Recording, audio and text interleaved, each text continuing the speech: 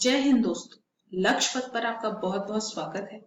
आज इस वीडियो में हम बात करने जा रहे हैं जम्मू और कश्मीर एडमिनिस्ट्रेशन के द्वारा लिए गए एक अहम फैसले के बारे में, जिसके तहत आर्मी, सीआरपीएफ, बीएसएफ को अब लैंड एक्विजिशन के लिए एनओसी की जरूरत नहीं पड़ेगी जम्मू और कश्मीर। तो शुरू करते हैं। मेरा नाम है ज़ेबा अंसर। मुझसे सोशल मीडिया पर जुड़ने के लिए आप मुझे इन आईडीज पर फॉलो कर सकते हैं ताकि आपको मेरे लेक्चर्स की अपडेट्स मिल जाए, और मेरे सभी लेक्चर्स की पीडीएफ पाने के लिए आप मुझे इस टेलीग्राम चैनल पर फॉलो कर सकते हैं। ये उस चैनल का लिंक है, ज़ेबा अंसर ऑफिशियल के नाम से ये चैनल है। तो जैसा कि आप देख रहे हैं, इंडियन एक्सप्रेस का ये आर्टिकल है, army, CRPF, BSF will no longer require NOC for land acquisition in Jammu and Kashmir।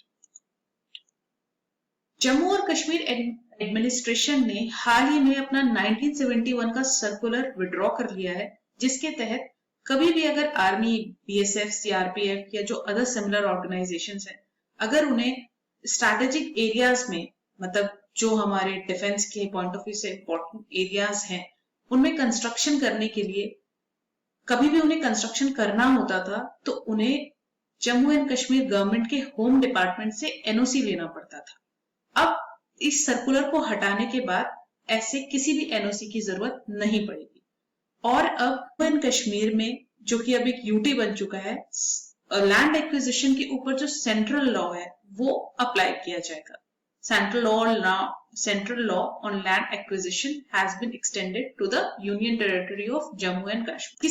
इस तरीके के जो भी एक्विजिशन होंगे, हमारे जो इम्पोर्टेंट एरियाज हैं, स्ट्रैटेजिक एरियाज हैं, उसके लिए हम उनको डेवलप करने के लिए, उनमें कंस्ट्रक्शन करने के लिए हम जो भी एक्विजिशन करेंगे, वो अब से right to fair compensation and transparency in land acquisition, rehabilitation and resettlement act 2013 इसके तहत कवर किया जाएगा, जो कि एक सेंट्रल लॉ है।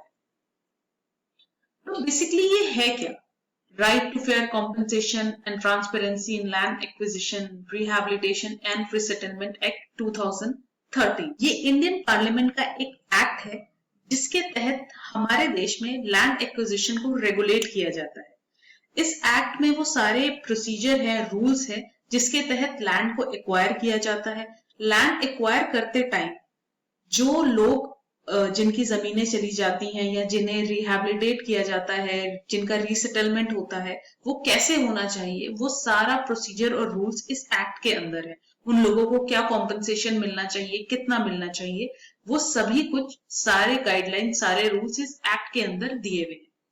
ये एक्ट जो है ये भी प्रोवाइड करता है कि स्ट्रैटेजिक पर्पसेस के लिए naval, military, air force and union की जो आर्म फोर्सेस हैं, that is central paramilitary forces, या हमारे नेशनल सिक्योरिटी और इंडिया के डिफेंस के लिए अगर हमें कोई भी लैंड एक्वायर करना पड़ता है हमारी आर्म फोर्सेस और पैरामिलिट्री फोर्सेस को, तो उन सारे लैंड एक्विजिशन का ब्यौरा भी इस एक्ट में दिया गया है। इस एक्ट के थ्रू, इस एक्ट में वो सारे गाइडलाइंस हैं, वो प्रोसीजर्स हैं, जिनके थ्रू हम अपनी नेशनल सिक्योरिटी और इंडिया के डिफेंस के लिए लैंड एक्वायर कर सकते हैं। हम मतलब हमारी आर्म फोर्सेस और सेंट्रल पैरामिलिट्री फोर्सेस और एनी सच फोर्सेस। अगर किसी भी यूटी में लैंड एक्वायर करना है एक्सेप्ट पुदुचेरी, तो सेंट्रल गवर्नमेंट ही एप्रोप्रिएट अथॉरिटी है इस एक्ट के तहत लैंड एक्विजिशन करने के लिए, एक्सेप्ट पुदुचेरी। बाकी जितनी भी यूटीज हैं, अभी जब से 370 हटा है तब से लद्दाख और जम्मू एंड कश्मीर भी यूटी बन चुका है, तो एक्सेप्ट पुदुचेरी अगर कहीं भी लैंड एक्वायर होगा तो सेंट्रल गवर्नमेंट ही उसकी नोडल एजेंसी होगी ऐसे लैंड एक्विजिशन के लिए है। तो लैंड एक्विजिशन के लिए हर डिस्ट्रिक्ट में जो कलेक्टर्स अपॉइंट थे, डेजिग्नेटेड हैं under the right to fair compensation act के तहत, और competent authority for land acquisition, that is CALA, under the national highway act, इन्हें कहा गया है कि आप जल्दी से जल्दी लैंड एक्विजिशन एंड रिक्विजिशन के केसेस को प्रोसेस करिए, and that too strictly in accordance with the provision of these two acts and the rules made there under हेंसफोर्थ। मतलब इन्हीं दो एक्ट्स के तहत, right to fair compensation act and the competent authority for land acquisition under the National Highway Act 1956. एक चीज मैं आप लोगों को यहाँ बताना चाहूंगी कि competent authority for land acquisition इसे central government that is the ministry of road transport and highways के द्वारा अपॉइंट किया जाता है under section 3A of the national highway act 1956. Jammu and Kashmir administration ने ये सर्कुलर को वापस लेने का फैसला हाल ही में उन्होंने जो अमेंडमेंट को मंजूरी दी थी, control of building operation act 1988 and J&K development act 1970, इन दोनों एक्ट्स में अमेंडमेंट प्रपोज किए गए थे, जिसको मिड जुलाई में J&K एडमिनिस्ट्रेशन ने इन अमेंडमेंट्स को मंजूरी दे दी. तो बेसिकली ये अमेंडमेंट थे क्या? इस अमेंडमेंट में ये प्रपोज किया गया था कि कुछ स्ट्रैटेजिक एरियाज जो हमारे नेशनल डिफेंस के लिए इंपॉर्टेंट है, इन स्ट्रैटेजिक एरियाज को डिफाइन करने की और नोटिफाई करने की आर्म फोर्सेस को परमिशन दे दी गई थी. और इन स्ट्रैटेजिक एरियाज में कंस्ट्रक्शन अब एक स्पेशल डिस्पेंशन के थ्रू होगा. तो इन सब को करने के पीछे रीजन क्या था?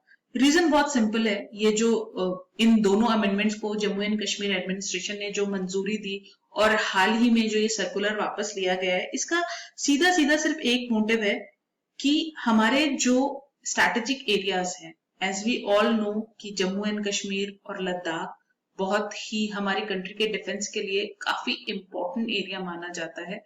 दोनों साइड से हमारी बॉर्डर्स टच होती हैं, तो it is a very important area. तो इन इंपॉर्टेंट एरिया में जो इंपॉर्टेंट स्ट्रैटेजिक लोकेशंस हैं, वहां पर कंस्ट्रक्शन एक टाइम बाउंड मैनर में हो सके और कंस्ट्रक्शन के लिए जो प्रोसीजर्स हैं, जो प्रोटोकॉल हैं, उन्हें सिंप्लीफाई किया जा सके.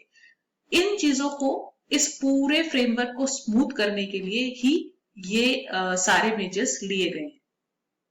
सो this is the end of the video. अगर आपको ये वीडियो अच्छा लगा हो तो please like, comment, share and subscribe to Lakshyapath and please press the bell icon ताकि आपको हमारे चैनल पर आने वाले सभी वीडियोस का नोटिफिकेशन सबसे पहले मिल जाए. Thanks for watching. God bless you all.